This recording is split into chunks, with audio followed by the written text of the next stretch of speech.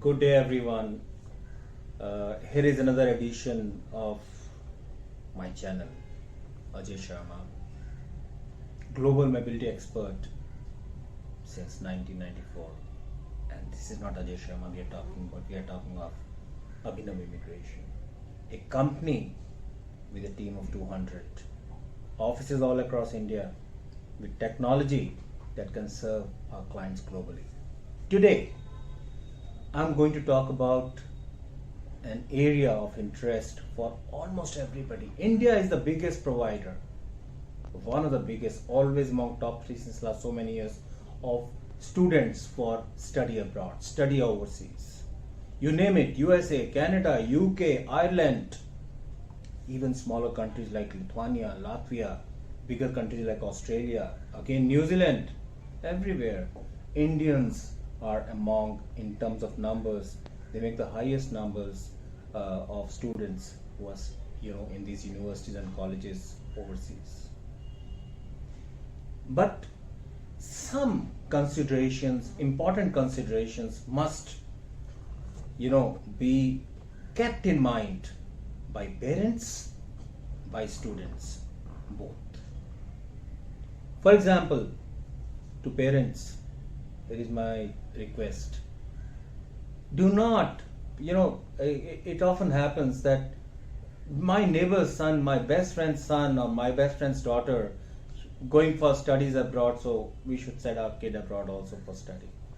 That's not the right reason to send. For the child, for the student, just because my friend from my class is going for study abroad, even I should go.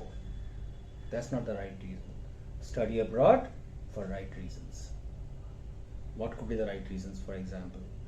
Right reason, and the most important reason, is that your objective is to gain a qualification that will help your career, your knowledge, your growth, rest of your life.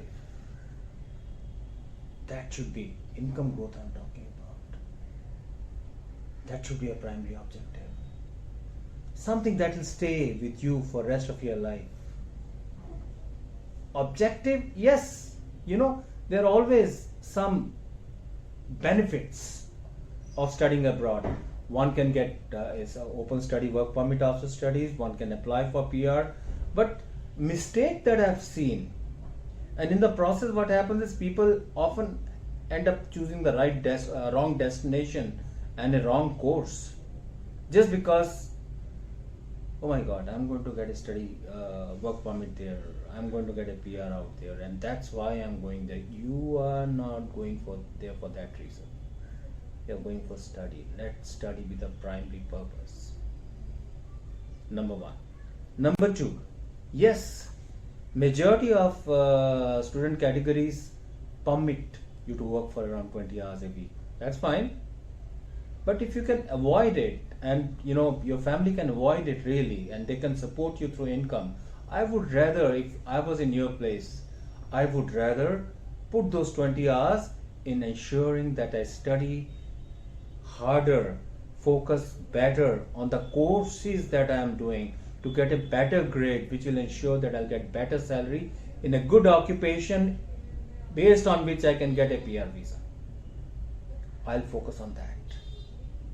Even if, for example, you do want an international experience, you want to work those 20 hours, the income that you earn through those 20 hours, do not waste that money in buying expensive mobiles or paying EMIs on your new cars. Don't do that. There's no need. Use that extra money that comes your way in earning an additional qualification, an additional learning, an additional course, which will help you in getting still a better job, not only in that country, maybe after you come back to your country of origin, in this case, for example, back to India. That should, really speaking, be your objective of doing the 20 hours of work every week. Never do a mistake of taking credit cards, because what kids end up doing is they end up spending more and then paying EMIs, paying money through, really speaking, years, at times 1 year, 2 year, 3 year. In the process, spoiling their credit rating. Credit rating is very, very important. Don't spoil it. So avoiding credit card is, really speaking, one good way through which you can keep your mind in balance as far as money spent is concerned. Again, we often see that one is young, one is enjoying life. Yes, international studies, one of the areas is to enjoy the international life. Nightlife is important, weekend life is important with friends. Enjoy that, of course, but never do drunk driving. You do drunk driving, you know what? Maybe a few times you do that, they might send you back to your country. They might deport you. And you get a few negative points on drunk driving, you will not only lose your license, you may never get that PR visa that you want, you may never get that work permit that you want. Even if you get a work permit with those negative points because of drunk driving, you may not get a job that you want, not in the occupation which can get you a PR visa. So never get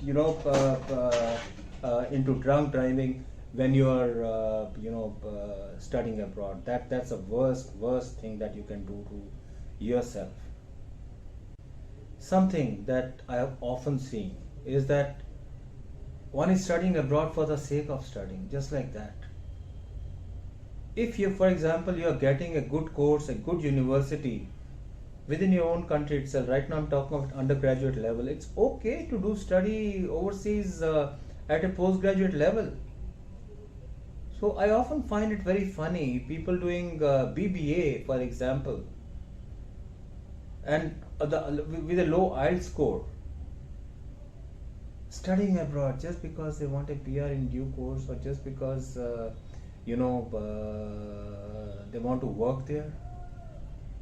BBA you can do in best of the universities in India. Why waste so much money in studying abroad and doing very common courses? Do specific course, do specific qualification. That should be a primary objective in going for study abroad. So if you are not getting courses of your choice, the universities of your choice, it will be an ideal situation if you go for postgraduate qualification when you want to study abroad, and avoiding going at the undergraduate level. So these are some of the tips that comes to my mind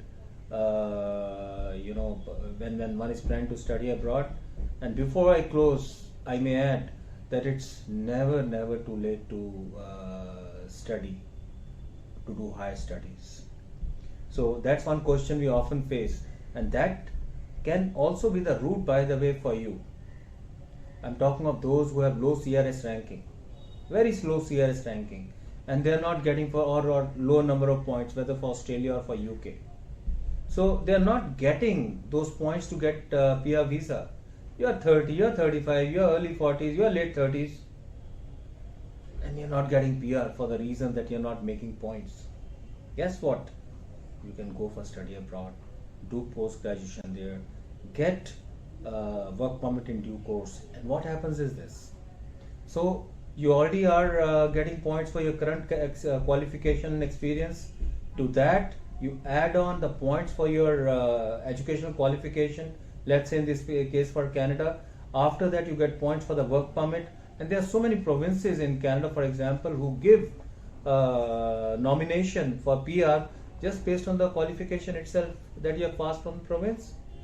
So you do that course out there, and irrespective of your CRS ranking there, in due course you either get a provincial nomination, or based on your work permit and work experience, you'll get that elusive PR visa. So if, again, study for the right reason. In this case, you are studying for the right reasons because you have made up your mind to immigrate but are unable to do so because you are not getting the required points. For any country, even UK offers the option of post-study work permit now. Australia offers, New Zealand offers. Majority of European countries offer that. You talk about it, Germany, France, Lithuania, Latvia. You get a job in a good occupation in any EU member country, you become entitled to blue card, In due course, after 5 years, you become a resident. At the end of year 10, you become a citizen. So even if you are a working professional, even if you are married, doesn't matter. You have kid, doesn't matter. You can go for studying abroad and become a resident in due course, even if you are not meeting the eligibility requirements otherwise. Study for the right reason. Abhinav is in business, studied abroad business for a long time. We have a separate division that deals only in it. We are there to help you. Thank you very much for watching and do subscribe to the channel. Thank you.